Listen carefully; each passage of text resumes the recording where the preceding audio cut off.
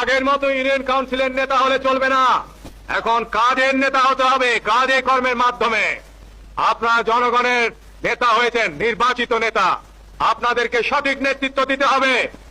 আপনাদের ইউনিয়নে কোনো জমি খালি পড়ে থাকতে পারবে না, রাস্তার দুই পাশে গাছ লাগাতে হবে, শীতকালে গমের চাষের ব্যবস্থা করতে হবে,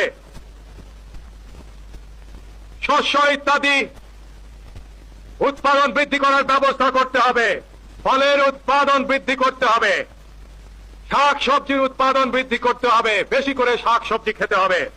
এবং আরেকটা উৎপাদন আমরা হাতে নিয়েছি, তুলা উৎপাদন। এই গত শীত মৌসুমে পরীক্ষামূলকভাবে বাংলাদেশের বিভিন্ন অঞ্চলে আমরা তুলা উৎপাদনের কাজ হাতে নিয়েছিলাম এবং সব জায়গায় সফলতা অর্জন হয়েছে।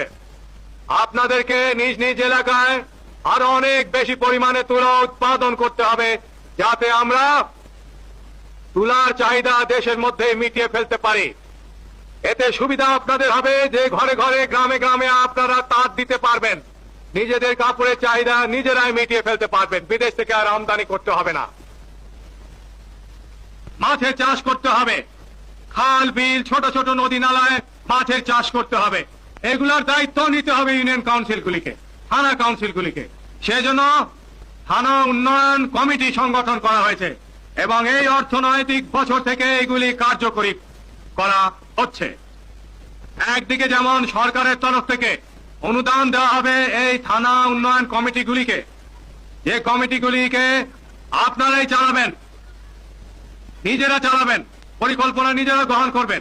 তেমনি অন্যদিকে আপনাদেরকে স্থানীয়ভাবে কিছু টাকা উঠাতে হবে এবং এই 2 টাকার অঙ্ক যোগ করে